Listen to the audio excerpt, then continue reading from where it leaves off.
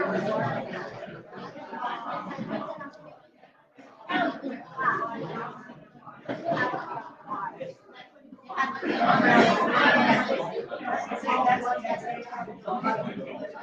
got 3 minutes.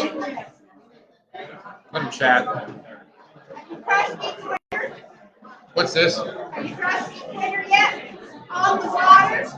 Not in the air, on the water. Am I what? Have you crossed the equator on the water yet? Oh yeah, I had to have. Philippines. You haven't. On the water. Okay, you can show that. You're no longer a volleyball, huh? It's a tradition. You ride a passage, too. I think the Philippines is right on the equator. We're in the south side. So I think we're south of the equator. That was the first time I've been south of the equator.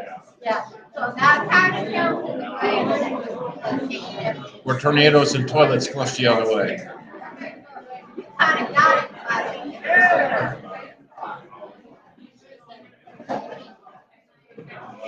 All right, we got 1 minute. Get your donut eaten. 1 minute. That coffee down.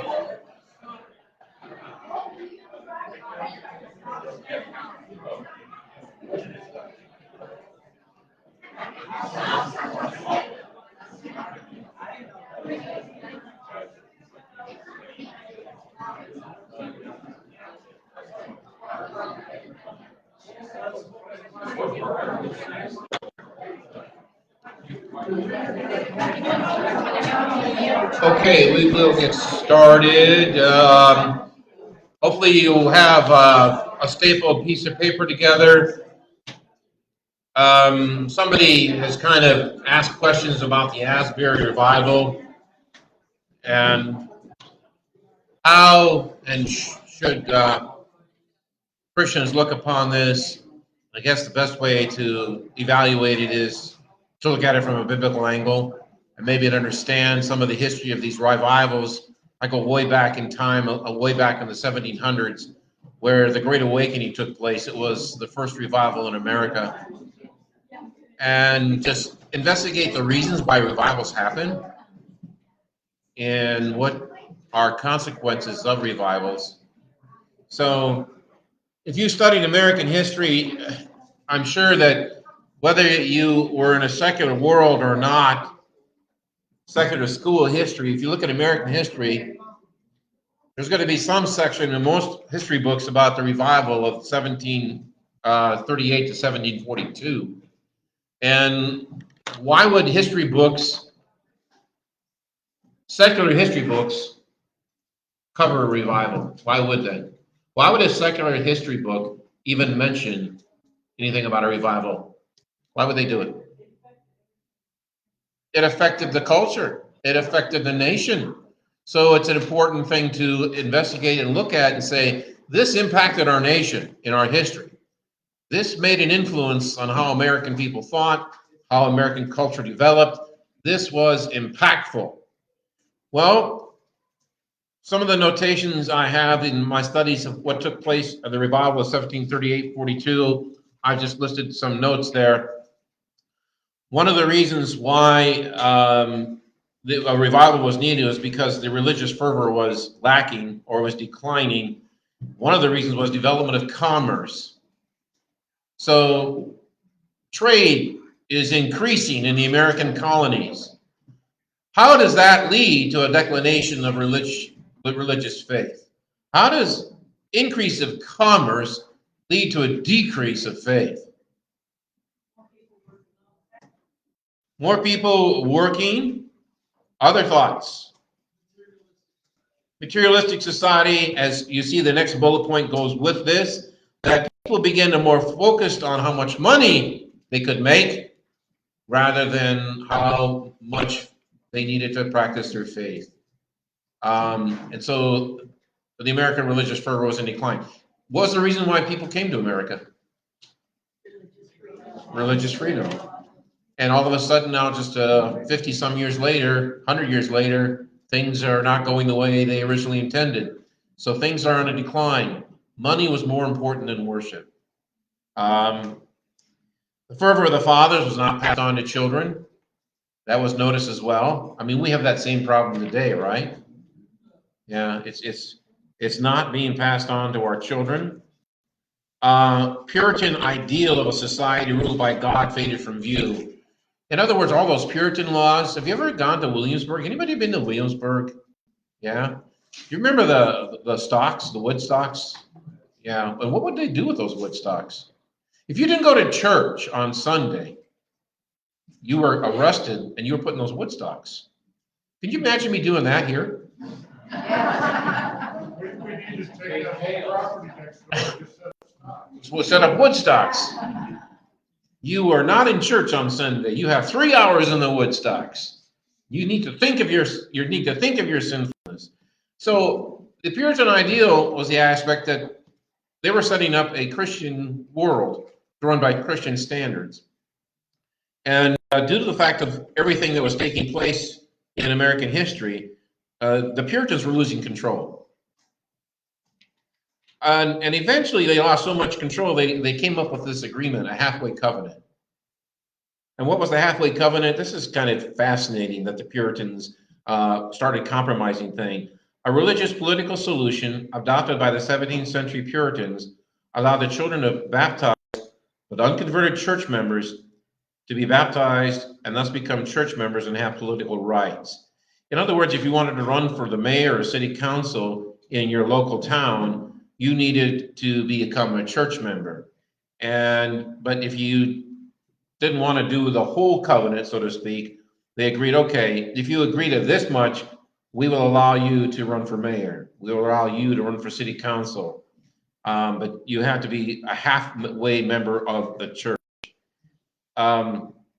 Compromise taking place. And preaching lacked punch as it focused more on morality. It wasn't really anything on the gospel of Jesus Christ. It was on the do's and don'ts of the world. It was on the third use of the law and not the need for the cross. This is nothing new. Even in Germany, and if you go to Germany, I mean, these tour guides would tell you that it's fascinating that these German cathedrals, they have pictures of biblical scenes along the walls. I mean, more than just stained glass windows. They surround the whole church with pictures of various biblical scenes. And that was their version of PowerPoint.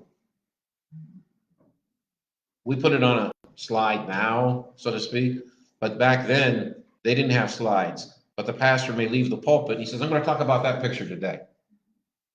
So that they had a visual thing before them. And you can see many of these churches because people couldn't read, but they could see. And the preacher kind of knew the effect of visual effect on the hearer. So they would have their own PowerPoint, but it was painted on the walls. And the other thing that took place in Germany preaching was that during the 1700s, you can see whatever happened in Europe was affecting in America as well. That when you go to church on Sunday morning, and the pastor wouldn't preach anything about the Bible. He'd preach about how you're supposed to plant your crops, when you're supposed to harvest them, when you're supposed to reap them. You know, it would be totally unbiblically related. Why? Because there was a dearth of pastors. There was no number of people trained to actually preach, and so they would hold people all sorts. Guy didn't know. I don't know anything about the Bible, but I know about farming. Get up there in that pulpit and preach about farming. And that's where you see that in America, the European history too, the preachers were losing touch with the Bible.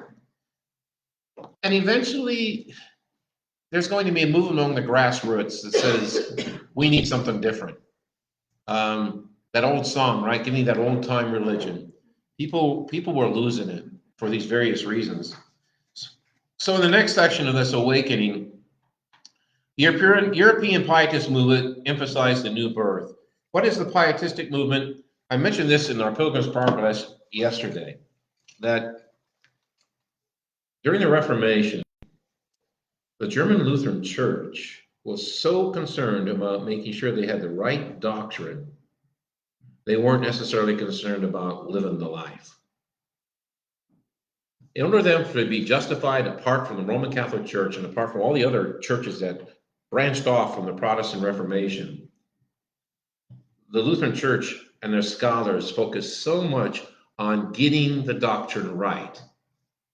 Well, people in the pew were like, I want to hear about how I'm supposed to be a Christian. I don't want to hear about getting the doctrine right. And so you have this pendulum all the way to getting the doctrine right, where the pietistic movement says, you know what, you guys are so much in head knowledge, I need to hear more about heart knowledge. And so the pietistic movement then actually just forgot about the head knowledge stuff, swung way over to the heart knowledge and pietistic movement, that they were concerned more about fervor and religious fervor for the Lord and all this other stuff, and thinking that head knowledge is going to stop the church from its growth. We need to have people excited for Jesus. And this was in the 1700s in Germany. And that movement came over to America as well. So a pietistic movement is saying, everyone has just got a stale faith in America. There needs to be more enthusiastic belief in Christians. And that movement of pietism came over into America as well. The Presbyterian Synod in 1679 discussed the necessity of a reformation and described in detail the evils which had provoked the Lord to turn his judgments on New England. So the Presbyterian Church was actually making a movement toward the revival by this statement that we're being judged. And what was one of the biggest things that happened was an earthquake. So in 1727, earthquake was interpreted as a sign of God's judgment. These things come together as saying that there is reasons that we need to do something different. We are becoming apathetic in the faith. We're becoming like the people in the Old Testament who are no longer worshiping God as he wishes us to worship him. We need to do something. And so then revivalist preachers from Europe who were really good at enthusiastic preaching started to arrive. And two main people, have you ever heard of these guys, Jonathan Edwards and George Whitefield? Jonathan Edwards, he was the guy that had that sermon about what's that? Spiderweb, basically, holding a spiderweb holding you over the hellfire. You know, the wrath of God. Interesting that Jonathan Edwards focused more on trying to increase religious fervor in America through the law than the gospel, because he would preach these hellfire sermons. And he was definitely making an impact. He was one of the most impactful revival preachers in that era. Pastors were then inspired by them to be more inspirational in their preaching. So you think about that aspect, preaching. What do you think lay people today, if we are to keep at least religious fervor, want to hear in preaching? I'm curious because I'm on the other side of the fence here. I want to know what you guys think I should be doing. So what are your thoughts? Most Lutheran pastors, all Lutheran pastors have taught to preach the law and the gospel in the same sermon. Okay, so is that pendulum to the head or to the heart? Well, I think the head, you want to avoid that, but the heart is the gospel. Yeah, I think if you preach law and gospel correctly, you should be getting both, right? You should be getting head of what is true law and gospel, and you should be getting heart, because that law is going to cut you to the heart, and that gospel is going to heal your heart. So you want that good balance of law and gospel in Lutheran sermons, or really any Christian sermons. At the same time, too, you want to emphasize the truth of the gospel, and you need a balance. You need a balance in preaching. You can't just, I think, focus too much. Because if I were to basically take a sermon series, and this is what they did in the season of Lent, is in the season of Lent, Lutheran churches in the early eras would just focus on the small catechism. Say, we're going to go over the 6 chief parts, because how many Wednesdays are there in Lent services? 6. Works perfectly, right? Every Wednesday we're going to do 1 chief part. And they would do that every year. Catechesis. Catechesis is important, but if you just only preach about the head knowledge, you're not going to impact people spiritually. That's the challenge of preaching today is to find ways to impact the hearer. You look at the book of Acts, and we've already looked at some of the sermons in the book of Acts, right? And talked about how those Peter and Paul were making impactful sermons because they connected with their audience, and then they were persuasive speakers. One of the things that is fascinating, sometimes people think, well, you shouldn't really label a sermon that, but when you look at all types of speech, how many of you guys ever take speech class? You take speech class? How many types of speech are there? Well, there's quite many, but what type of, when they tell you, okay, you're going to give a speech this day and you're going to use this format of speeching. How many formats are there? Can you think of some for me? You mean like persuasive, informative? Impromptu. Persuasive, informative, what? There's another one. That's exactly what I'm thinking though. Persuasive, informative, and Maybe entertainment? entertainment possibly. There's impromptu. Yeah. So if you think about a sermon, which format should the sermon be focused on? According to the way we're studying, is to be persuasive. Why would persuasive be the right format for preaching? What do you do in persuasive speech? You want to persuade the hearer to apply the law and gospel to their daily lives. That you want to persuade the hearer to believe in the stuff you're preaching. So, I mean, if I to get up there and it's like I don't have any faith in my product, Jesus, I'm not going to be a very strong persuasive preacher, right? I mean, just any salesman in the aspect, the analogy works this way, that if a guy or woman is in a sales department and they really aren't sold on their product, are they going to really do many sales? No. You have to believe in it.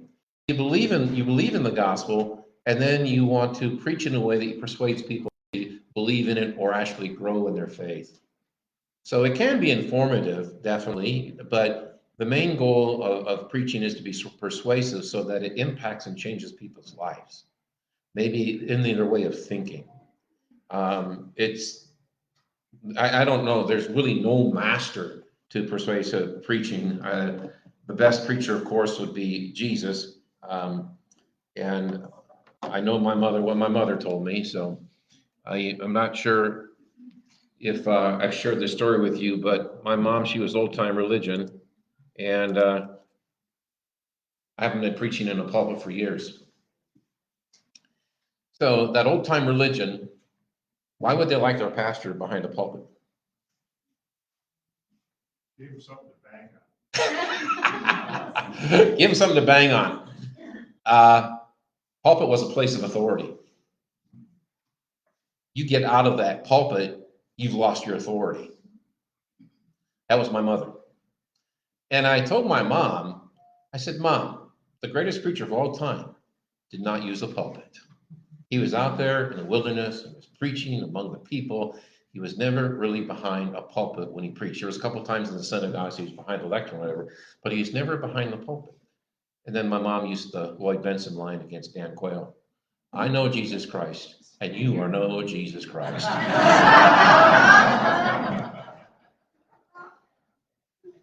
So, you got to remember you have a sinful person behind that pulpit, and he's not going to have everything to a master level and all this, but you just want to give thanks for what hopefully is preached and proclaimed to you, and thanksgiving to God. So you look at this aspect of curious. I mean, you've been here now some years, you've watched me preach about pulpit. What are the advantage of being behind the pulpit is, yes, it's a place of authority, but what's any advantage of not being behind the pulpit while you preach? I mean, I have no problem preaching behind the pulpit. I do that, as you can see on Wednesday night. I could even preach on Sunday behind the pulpit, but I find more advantageous or benefit outside. What are the curious? What do you think about the advantage of preaching outside? Okay. More connection More connection, Donna? I think you said being more a part of the conversation where you're speaking to them instead of. At them. Exactly. Yeah, because when you're speaking from the pulpit, there's a barrier there, isn't it? Even though it is a place of authority, that establishes a barrier there. And so any other comments of preaching outside the pulpit besides Shows your confidence more. confidence? Okay, Makes you more on the same level. same level. Talking to kids, you can stand over. Is talking to rather than at. Annette, get something? Well, I think I'm saying the same thing, Greg, that you're one of us instead of you're anyone. And I the word that I've had some people tell me is when you don't use the pulpit, you make yourself vulnerable. And people like vulnerability because it means you're one of them. You're not hiding behind the pulpit. You know, even Christopher being so young, he has a really hard time not step away from Yeah, he told me that. it. Yes. Yeah. For some reason, that you being not here, Mm-hmm. it's for him. He just stepped down. I'm like, It's okay. All right. Kind of like getting out from behind your desk. Yeah. Not hiding behind the collar, Donna. I think something is very important. Whenever you step out and you're preaching from the heart and you're preaching from knowledge instead of getting behind the pulpit and reading whatever you're preaching. It's coming from head knowledge, not from Yeah. reading. Yeah. On Wednesday night, this last Wednesday night, after Carl got through that Old Testament reading.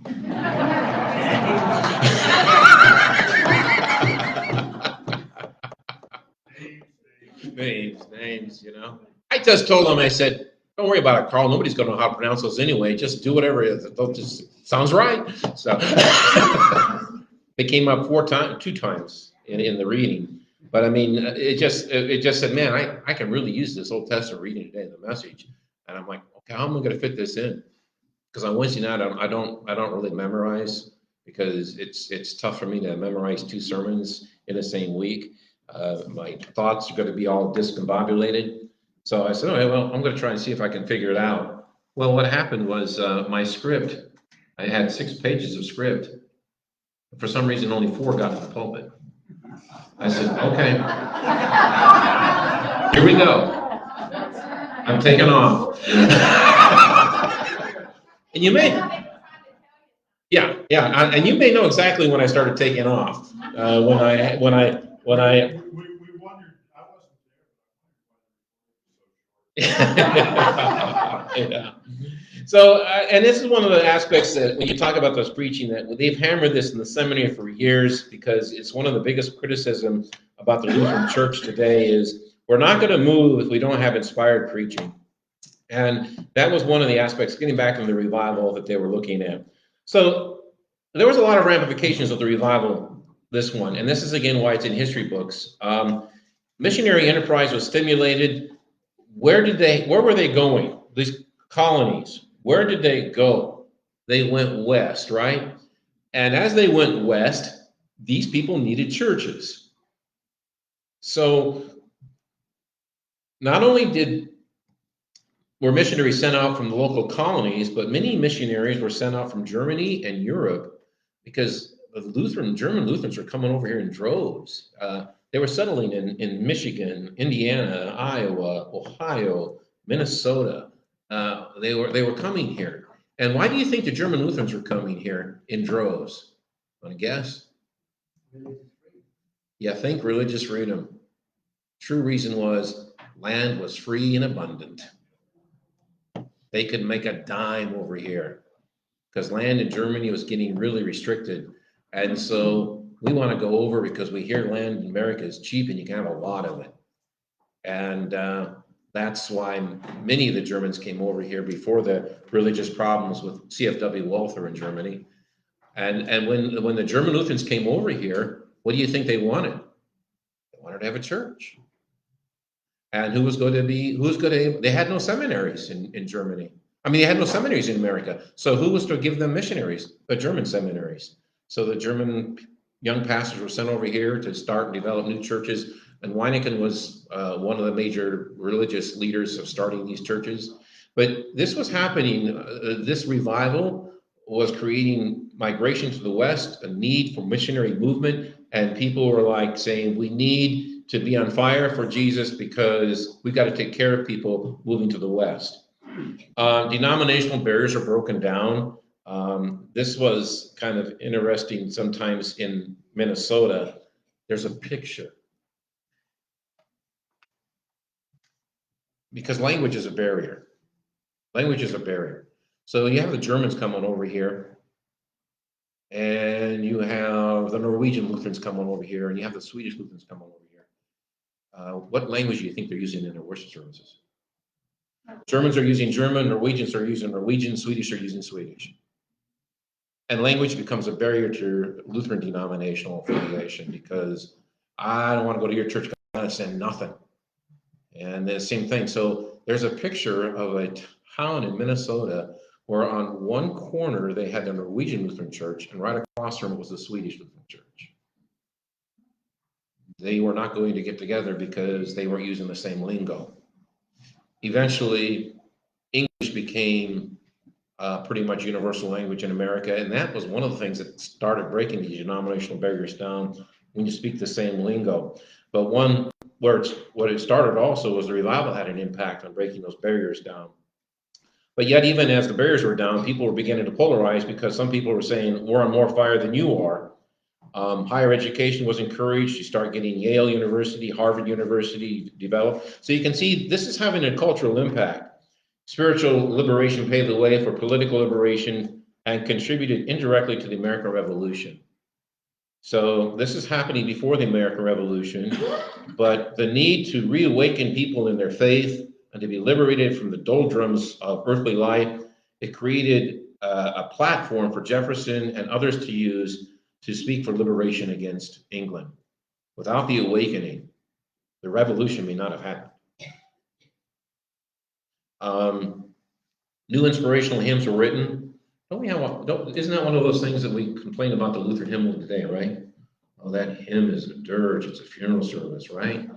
It's just not in here. Just not here? She's not in the room, so Oh. you don't have to talk about Yeah. Why are those hymns there? They tell a story. But why do we have these songs written in minor keys a lot? Oh, some of them are, common day language. The more sad they are, the better they are. Is that what you're saying? Something like that.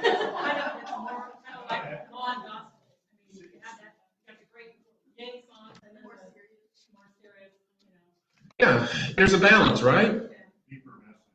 Yeah, there's a balance. I mean, the minor keys is going to basically focus on our sinful state. And we have to kind of remember that we're sinners. And so when you get into those minor keys of these hymns, should you be focusing on the melody or the words? Words. But we are so tuned to the melodies, right? I mean, when you go turn on the car radio and like, I'll be honest with you, I turn the car radio on, sometimes I've got it at full blast when these songs come on. I'm enjoying the beat. Do you think I'm really listening to the words? So we are so indoctrinated and cultured to listen more to the beat than to the words, just by the way we're being raised up in our culture. And that's why it's frustrating is in the church, we're going to say, you come in here, you got to tip the orientation over. Focus on the words, not the melody. And sometimes when the melody is very difficult to sing, maybe the best thing is not to sing it, but just speak it, just like a poem.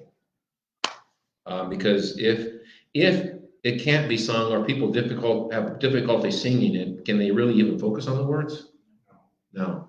So it's one of those things that Kurt and I, when we sit and talk about some of the hymns that were selected for the services, is if it's not really a singable hymn, we may have to not utilize it. But if we think some way there's enough people in church that can carry that hymn, we'll go with it because it's got some really good message there. It's got a statement that stays with the message and it's thematic.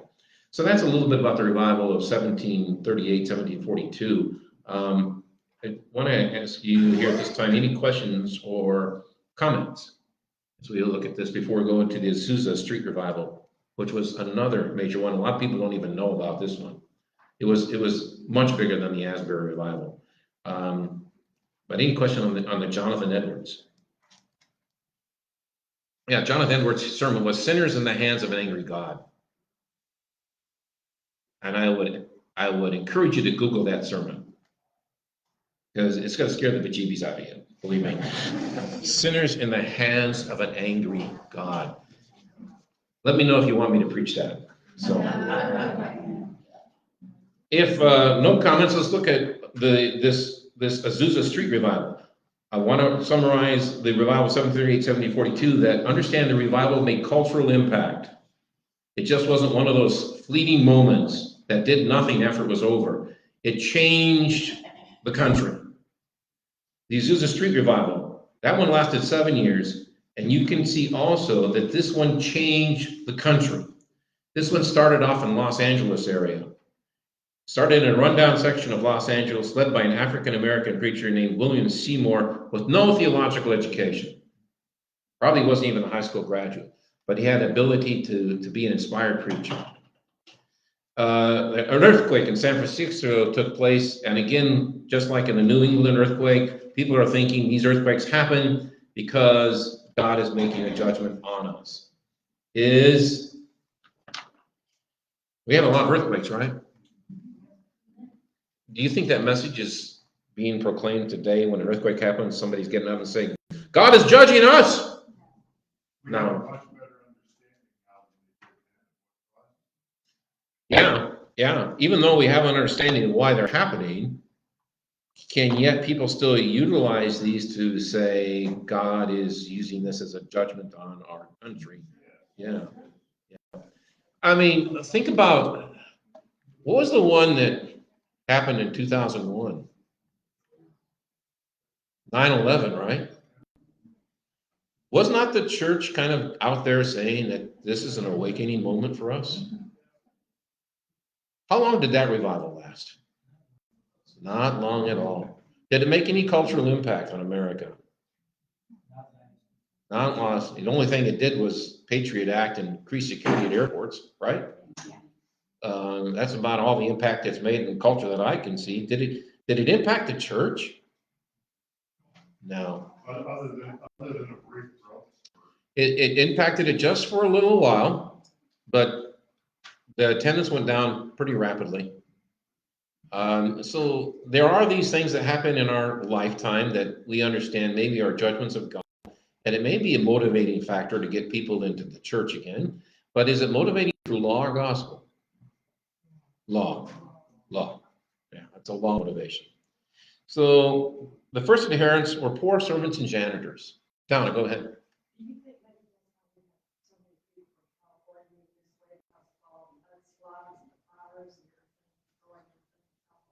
Oh, no. If you want, if you're interested in my opinion,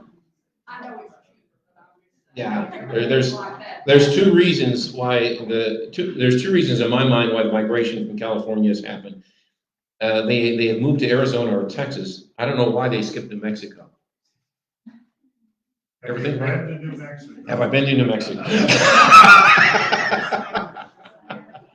But a couple of reasons. COVID made it easy. COVID made it easy to work from home. And so, hey, if I don't have to show up at the office, I can go get myself a mansion in Texas for what I can get for my money in California. And I don't have to go, and I can work remotely from Texas. So they live in Texas. They buy homes that are like bargains to them. And they're making California salary, right? Do they have to pay California taxes? Nope. They don't have to pay state income taxes at all either. I mean, the property taxes that they have to pay, they look at this as another bargain. And so why wouldn't you move? When you're not required to show up at work and you can maintain your California salary in Texas, you won't have to pay state income taxes, and all you have to worry about is property taxes. That's, I think, one of the reasons why the migration took place. COVID really made things different in the work world, causing this migration to come westward. So this, and getting back now to the first people that actually attended the Azusa Street Revival, this is kind of important. Were poor servants and janitors. And when we look through the next page here, we can see why maybe it was attractable to them. It proclaimed the New Jerusalem was coming soon. It revived the Pentecostal movement. It offered vital hope and an alternative vision of what the world should be. It lasted 3 to 6 years. Preachers, missionaries, evangelists made the trip to receive the blessings to spread the word because these guys were on fire. The Apostolic Faith Movement's newspaper reached 50,000 subscribers in 1908. It was just moving like crazy. It had planted itself in 50 countries. It combined African spirituality of trances, ecstasy, visions, healings, and dreams with the gospel. And today's terminology, we call these people what? Holy rollers. Holy rollers. Saw themselves as purifying the church from corruption and returning to the time of the early church. Polarization, just like the revival of the early one, took place. The Los Angeles Times back then reported this: meetings are held in a tumble-down shack on Azusa Street, and the devotees of the weird doctrine practice the most fanatical rites, preach the wildest theories, work themselves into a state of mad excitement and a peculiar zeal. Colored people and a sprinkling of whites compose the congregation, and night is made hideous in the neighborhoods by the howling of the worshipers who spend hours swaying forth and back in a nerve-wracking attitude of prayer and supplication. They claim to have the gift of tongues and to be able to understand the Bible. Does that mean they were not frozen? Yes, that's basically how these people would say, we're the frozen chosen because we don't do this stuff. This was actually an impact on the Pentecostal church. So there's a cultural impact right there. It made an impact long lasting after the revival ended. The Pentecostal church had major growth, and 50 countries actually were mission goals by these people. And they were having a message that was appealing to servants and janitors. Think about why is that? And when you look at all those bullet points on there, I'm going to ask you to put it together. Why do you think the poor servants and janitors, the poverty people, are driving the Pentecostal movement? Hope. Who said hope, Dennis? Hope. Yeah, hope. The new movement, the new world. Hope. Jesus is coming. He's going to straighten it out. We're going to preach that Jesus is coming. Maintain where your status quo is in your poverty, but don't afraid. God will take care of you, and Jesus is going to come. He gives them that hope. This is what's interesting in South America that's taking place. 2 churches are dominant religions in South America. What is one of them? Catholicism. Roman Catholicism, and the other one is Pentecostalism. The Roman Catholics are losing to the Pentecostals in South America in the droves. Now, one of the ways that the Roman Catholics are trying to maybe maintain their numbers is to get into something called liberation theology. Liberation theology is the idea that you use the book of Exodus to interpret everything in the Bible and use it to apply to contemporary scenes. Liberation theology. Did God liberate his people from bondage? Yes. Who was the great liberator? Moses. And they believe that oppression anywhere in the world is justifiable grounds for revolution. Have you ever followed a lot of these Catholic priests are getting murdered in South America? ever follow that? If you follow some of this stuff, and you follow the deals, why are these Catholic priests getting murdered in South America? Because they're revolting against the government. These dictators in South America. And they're trying to help the poor people say, you're oppressed. You have a right to rebel against the government, and we will help you. And we will organize to go against the government. And then because they take leadership positions in rebellion against the government, the dictators take them out. Both of them are trying to appeal to the poor. Roman Catholics appeal to it in a different way through liberation theology. The Pentecostal movement appeals to them by just trying to give them hope. Stay where you're at. You don't need to revolt. Stay where you're at. God will deliver you. He will rescue you. He will save you. And the Pentecostal church is actually making a lot of headroads down in South America today because of the message of hope. That's one of the reasons why it's appealing to the lower income people. It's just an interesting phenomenon. So the causes for its growth, the great dislocation and uprooting of the depletion of rural and small town populations created a seismic shift that cut the nerve of traditional religion tied to specific location and cultural patterns. The movement to the city was creating a melting pot.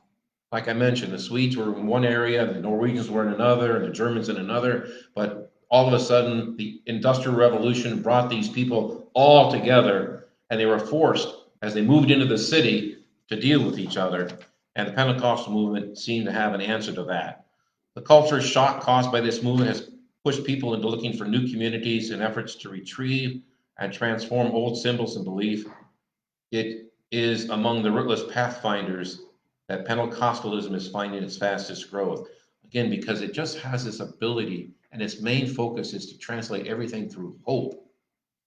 In the Lutheran Church, what do you think our main focus is to preach on? Hope or something else? What does our church confession say is the grounds of our faith? It's justification by faith. That's our focus. So you take the justification of faith down to these people in South America. Is that what they really want to hear right now? They want to hear something a little more promising. They want to hear, tell us how we're going to get out of this mess. Or at least give us a message that one day we will get out of this mess. What was the faith that was actually maybe dominant among the African slaves? What did they want to hear? They wanted to hear hope too, right? Freedom and liberation. So the Pentecostal, and as you can see, the African spirituality was a major part of the Pentecostal movement in the Azusa Street Revival of Los Angeles. It was very impactful among the African Americans because of their history of slavery.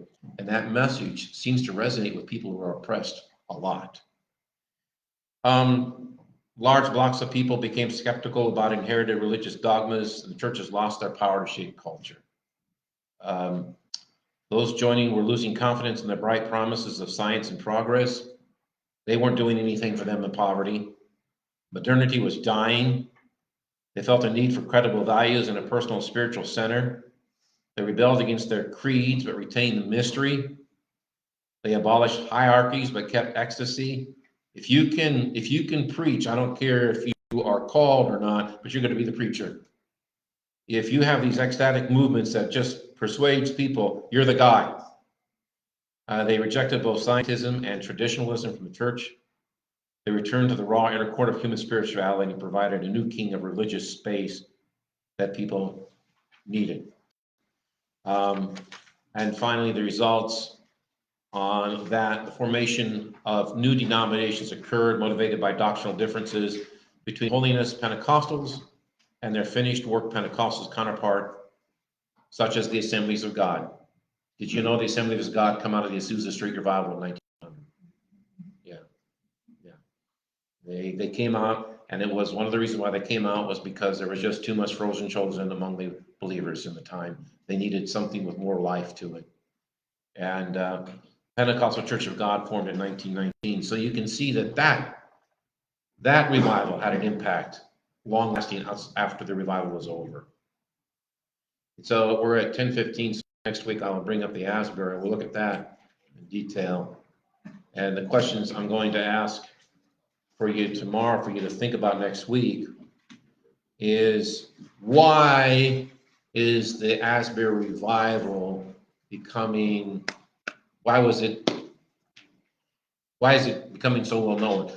Let me ask you though, how many in this room knew about the Asbury revival? Anybody? Just a few? Okay. See a news article on it. And Asbury is located in Kentucky. And in a nutshell, they had a chapel service one day and nobody left. And then the president sent out saying there's a revival going on in our chapel. And then for some reason, people just started driving in droves to it. 50,000 people attended it over the course of 7-8 days. It lasted. And the question I asked, is it going to make an impact on our culture? Because a true revival, as you can see in Yazusa and the Jonathan Edwards, revivals are going to make a change in culture. Will the Asbury revival make a change in our culture? Why was it appealing to those 50,000? Why did it become so popular? And is it ever going to make a change in the way we operate in this country? Those are the questions we're going to focus on next week as we look at the biblical revivals in the book of Acts in comparison. Any questions on this? Have you ever heard, my studies, just wrap up this. Have you ever heard of the full gospel? Have you ever heard of the full gospel churches?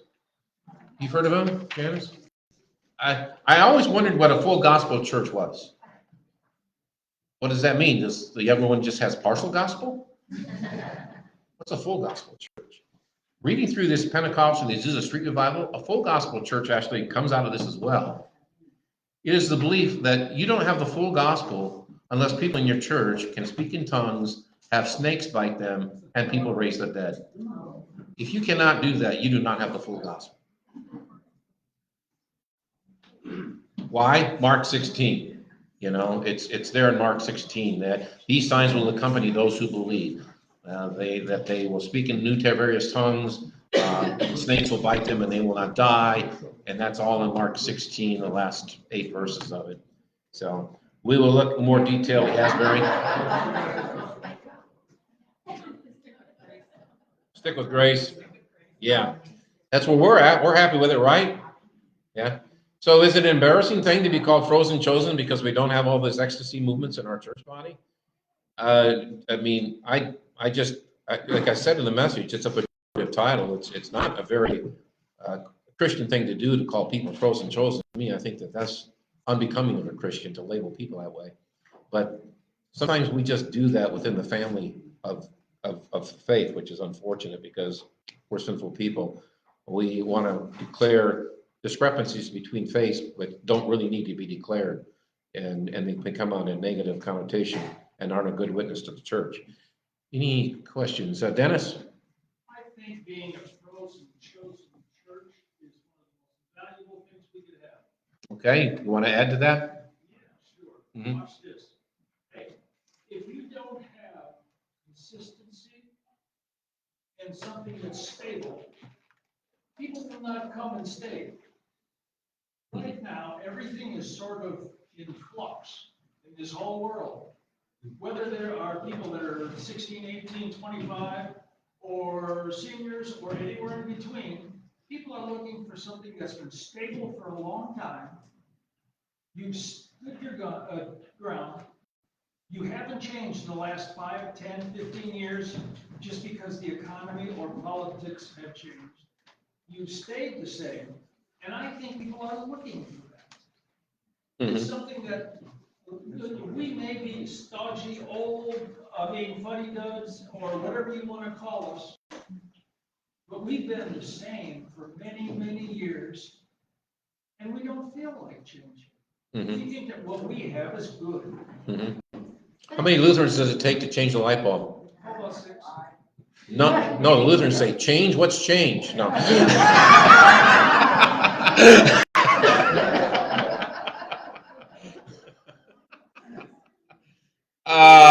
Yeah, and that's one of the reasons why these revivals are happening is because a lot of people feel that the church has lost its lost its consistency, or it's lost its direction. The church has lost its direction. And when we look next week at the Asbury Revivalists, those 50-some thousand people showing up there, and that's, well, many of them were there. The churches they were going to were not feeding them. So, and they come kind of almost as a protest. We need something, and they go back to that. There's something more deeper than what this church is giving me. You know, more value. Yeah. We'll look at what was that draw 50,000 and why. So You could look at that differently. I mean, maybe the Holy Spirit.